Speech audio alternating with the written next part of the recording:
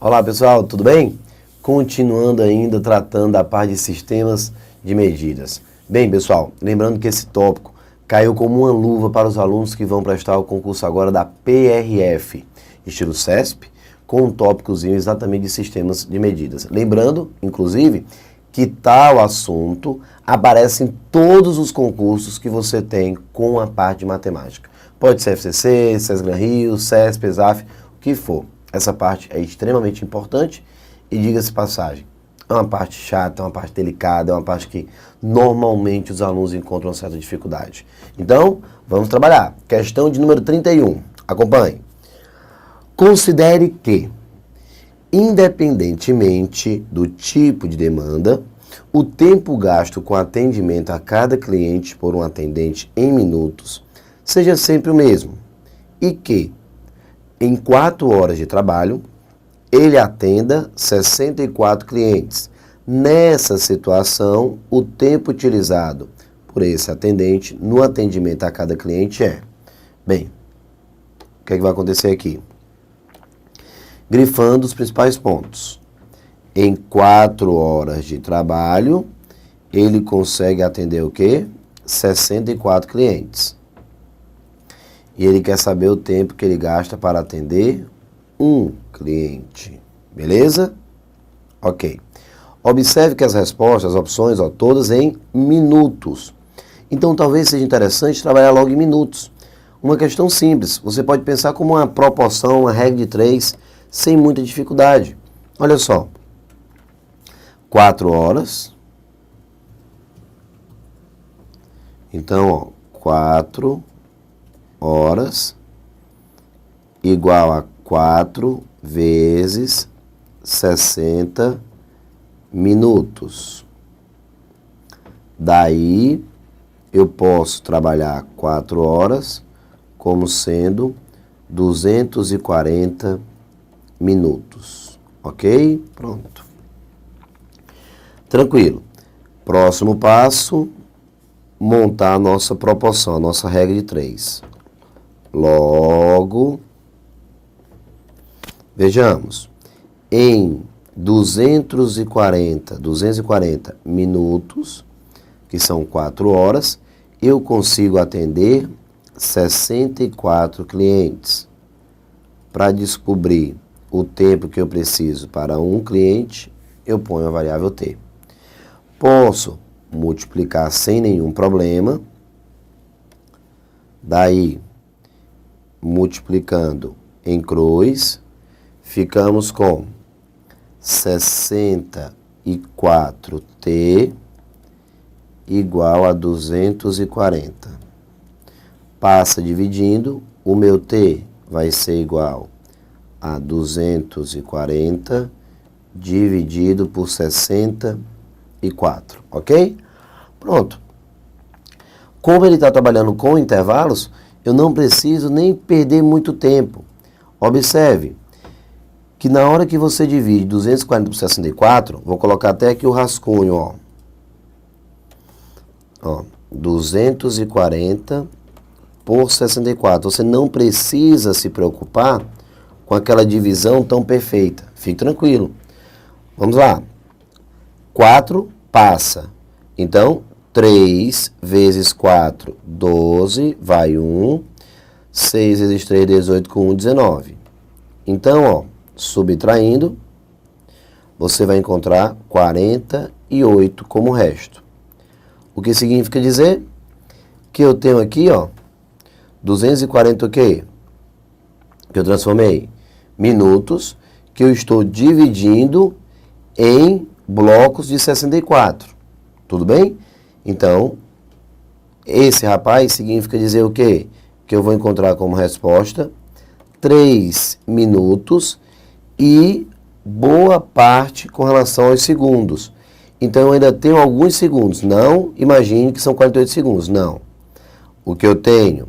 3 minutos e 48 dividido por 64 segundos. Como eu não preciso chegar nessa parte, porque eu sei que vai dar menos de 1 minuto, eu já posso marcar direto o item B de bola como resposta, superior a 3 minutos e inferior a 4 minutos.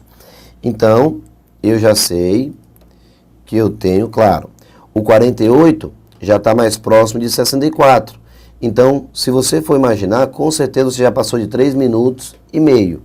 Mas tudo bem, você já consegue, sem precisar realizar a divisão, isso é importante, tentar otimizar o raciocínio. Então, o T, pela divisão, com certeza é maior do que 3 e menor do que 4. Ok? Vamos então fechar aqui o raciocínio. Pronto. Acabamos a questão e o item correto, o item B de bola. Vamos repetir? Vamos lá. O que a questão diz? Que em 4 horas de trabalho eu consigo atender 64 clientes. O que significa dizer que 240 minutos para 64 clientes.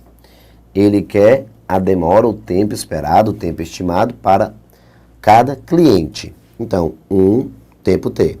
Multiplico em cruz, 64T igual a 240, passo dividindo. Quando eu faço a divisão, eu encontro 3 minutos, valor exato, e uma parte de 1 minuto, que é 48 sobre 64. Essa fração, ó, 48 sobre 64. Muita gente pensa, 48 segundos. Não, não é assim o raciocínio, tá? Então, 48 de 64. Beleza.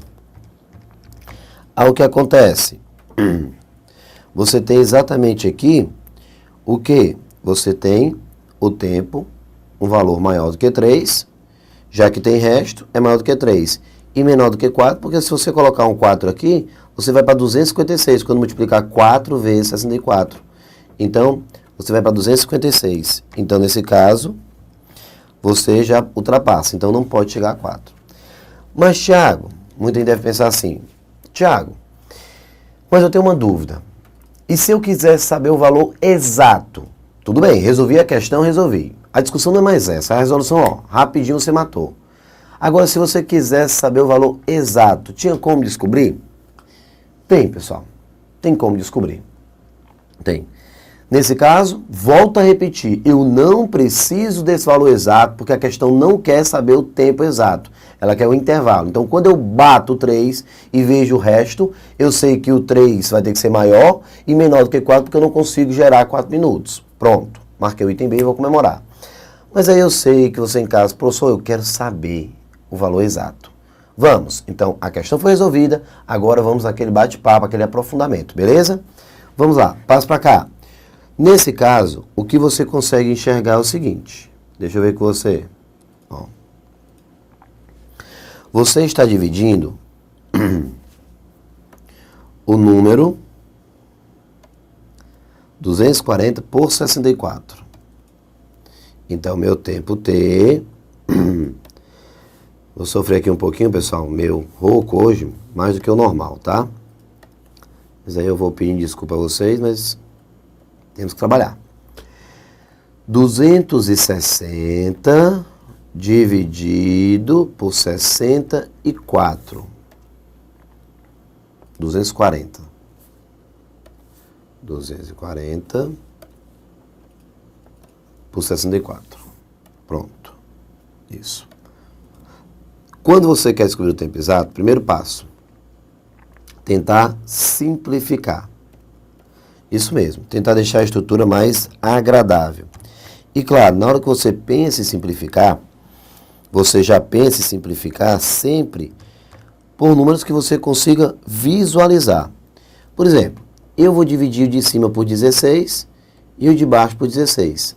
Aí você diz assim, mas professor, desde invenção, eu não consigo visualizar que dá para dividir por 16. Então o que você faz? Divide por 2, até conseguir chegar onde você quer. Agora, quem consegue enxergar que dá para dividir por 16, já está visualizando em cima o número 15, enquanto que embaixo você consegue visualizar o número 4. Então pronto. A divisão é essa, 15 sobre 4. O mesmo raciocínio. Beleza, pessoal? Então tá aí, ó. Agora, para ficar mais fácil, próximo passo, quebra a fração. Nós já fizemos questões desse tipo. Então, quebra a fração, quebra. Como quebra? Lembrando que nós estamos trabalhando em minutos. O que vocês estão vendo aqui, ó, 15 sobre 4, minutos. O número que vem antes do 15, que dá para dividir por 4, o 12. Então, eu quebro, ó, 12, que é a parte inteira da história. 12 dividido por 4, mais, eu vou, inclusive, já colocar aqui, ó, minutos, mais, ora, 12, eu quebrei a parte inteira, e eu ainda tenho 3/4 de 1 minuto. Como 3/4 de 1 minuto não dá nem 1 minuto completo, eu me sinto no direito de transformar esse minuto em segundos. Então, eu tenho 60 segundos, ok? Daí, o tempo agora fica bonitinho. Nesse caso, são 3 minutos e 3/4 de 1 minuto, que nesse caso, 60 segundos, eu posso simplificar, ficamos com 15 e encontramos 3 minutos e 45 segundos. Pronto. Beleza? Beleza. Então, tá aqui o nosso resultado.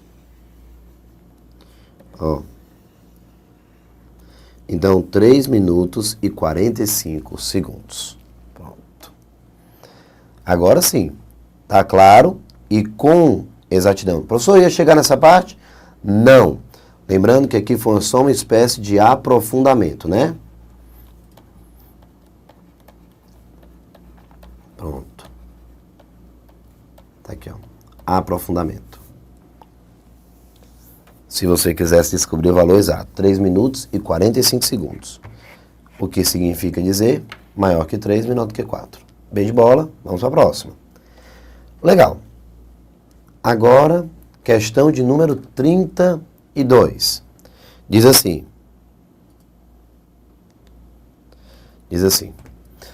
Nos Correios, são utilizados vários tipos de caixas para o envio de encomendas. Entre elas, a caixa do tipo 4B, um paralelepípedo retângulo em papel ondulado com arestas medindo 360 milímetros, 270 milímetros, 180 milímetros. O volume dessa caixa em decímetros cúbicos é... Ok. Hora de pegar aquela tabelinha de transformação. Vamos procurar uma tabelinha aqui. Pronto. Deixa eu... Tá aqui. Tem uma aqui. Fácil. Copiar e colar. Deixa eu deslocar para cá. Beleza. Lembra? Essa tabelinha você precisa conhecer. Eu já montei para ficar sempre me ajudando na hora que eu estiver resolvendo as questões. Observe, na questão de número 32, que todas as medidas que foram apresentadas estão em milímetros. E a questão pede a resposta em decímetros cúbicos. Não se preocupe, porque esse cubo, esse 3 como expoente, ele vem exatamente do produto das 3 unidades. Então, o que você precisa se preocupar é em transformar cada medida de milímetro, aqui ó, diminuir um pouquinho aqui, de milímetros para decímetros, que é exatamente o que ele quer. O que significa dizer que eu preciso daqui para cá e daqui para cá. Ó. Estamos saltando, pulando 2 casas. Então, você já sabe, divide por 10, depois divide por 10. Ao dividir por 10 2 vezes, significa dizer dividir por 100, ou seja, dar 2 casas para a esquerda. Então, o que significa dizer? Que o meu paralelepípedo, que tem um formato mais ou menos parecido com esse aqui, ó, tem as seguintes dimensões. Pronto. Tá aqui. Vamos ficar com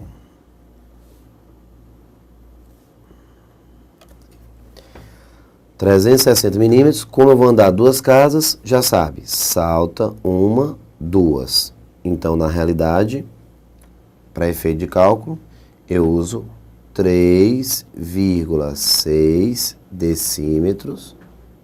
Pronto. Aí, 270 milímetros, 2 casas. Então, eu tenho aqui 2,7 decímetros. E 2 casas, 1,8 decímetros. Ok?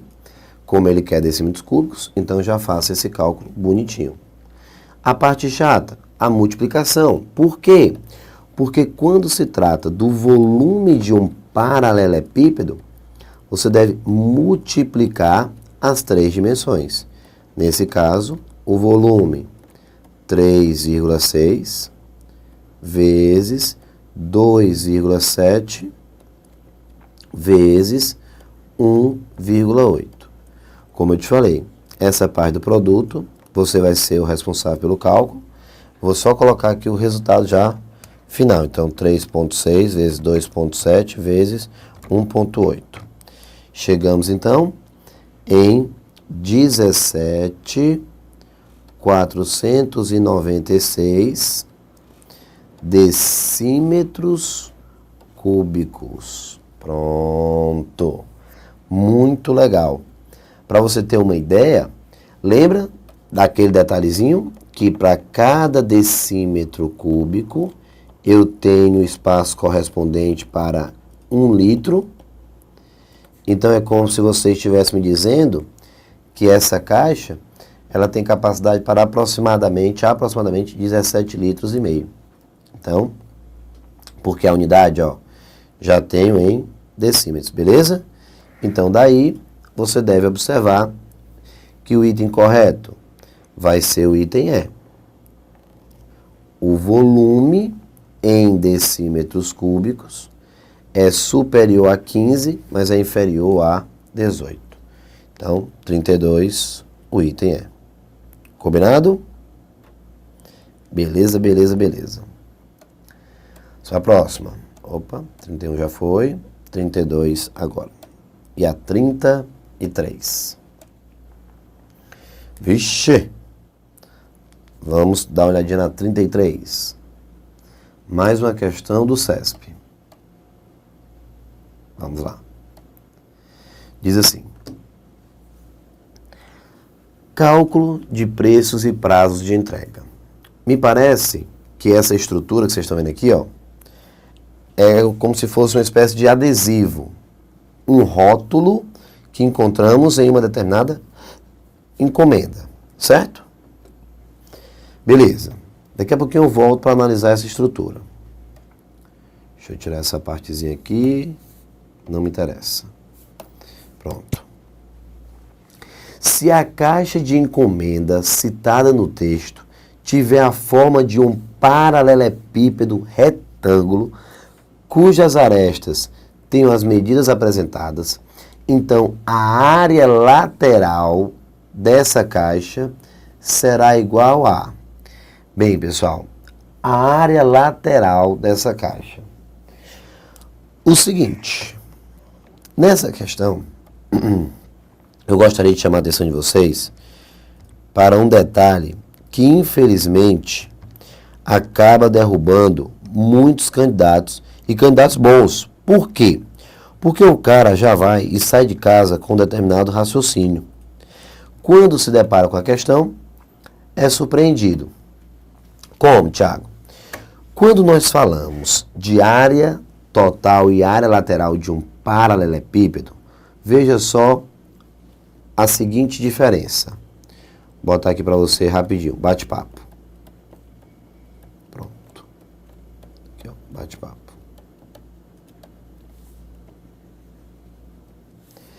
O que acontece? Primeiro, se você estiver trabalhando com paralelepípedo retângulo, a estrutura é essa daqui, como se fosse aquela caixa de sapato que você ainda tem em casa, e o formato é mais ou menos esse aqui. Aí o que acontece? Eu tenho A eu tenho B e eu tenho C. Certo? O que você entende como área lateral? A área lateral é a área formada, pessoal, pelas arestas em função da base, formando então, ó, toda essa superfície lateral. Então, eu pego cada aresta em função dessa basezinha aqui, ó, e monto o primeiro retângulo, pego essa aresta e monto o segundo retângulo, e o de trás a mesma coisa, certo? Então, a área lateral de um paralelepípedo retângulo, na realidade, vai ser o quê? A soma de todas as faces. Tudo bem? Então, beleza. O que é que você tem, então, nesse caso? Você tem AC duas vezes e BC duas vezes. Como, Thiago? Esse retângulo que está aqui na frente, esse retângulo que está aqui na frente, vai ser A vezes C, porque aqui é a altura, ó, A vezes C. Então, duas vezes A vezes C, mais. Por que duas vezes A vezes C, Thiago? Porque tem essa face e tem a lá de trás, ok? Beleza. Já essa facezinha aqui, duas vezes, o quê? BC, que é essa face lateral que tem aqui do outro lado também. Então, 1, 2, 3, 4, pronto. A área lateral, para muitos livros, representa duas vezes AC mais BC. Tudo bem? Pronto, tá aí. Já, isso aqui é a área lateral. Já a área total, essa sim, você conta com face superior, como se fosse a tampa, e a face inferior. Então, o cálculo fica assim, duas vezes AC, como eu já fiz, mais, porque são duas faces, duas vezes BC, como eu já fiz, e agora contando com a superior e inferior, então A vezes B, então duas vezes AB. Nesse caso, organizando e botando 2 em evidência, a área total, duas vezes AB mais AC mais BC. Pronto. Essa é a nossa área total. Pois é, por que a minha preocupação em estar mostrando esses dois casos? Porque quando você considera como prisma, o prisma, a área lateral, é apenas a área que você usa tirando a parte superior e a parte inferior. Essa é a área lateral de um prisma qualquer. Um prisma de base hexagonal. Então, se você tiver a base no hexágono, você tira a base e considera 6 faces. Essa é a lateral. A área total é considerando também as duas faces, que representam o quê? A face superior e inferior, ou seja, a base para fechar e a tampa. Tudo bem. Agora, essa área lateral que o CESP tratou nessa questão, na realidade, é a área total. Por isso, muita gente acabou ficando sem entender e pedindo a anulação da questão. Não foram atendidos, tá bom? Então, pessoal, essa área lateral, para o CESP, nessa questão, que não é uma regra, é, na realidade, a área total. Então, nesse caso, a minha caixa, as dimensões, 54, 36 e 27. Então, tudo em centímetros. Vem para cá. O desenho. Meu desenho vai ficar assim.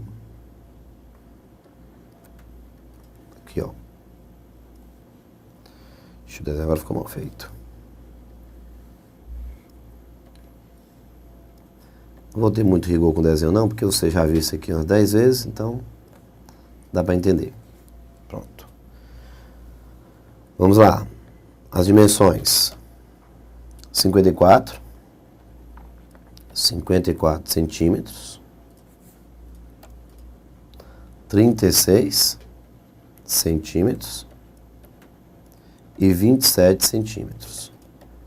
Pronto. Isso mesmo. A caixa de encomenda. Tá aí as dimensões. Como ele está tratando como área total, vamos lá. A área total vai ser igual a 2 vezes. Aí começa a brincadeira. Tá aqui, tá? Ó, 2 vezes A vezes B, A vezes C e B vezes C.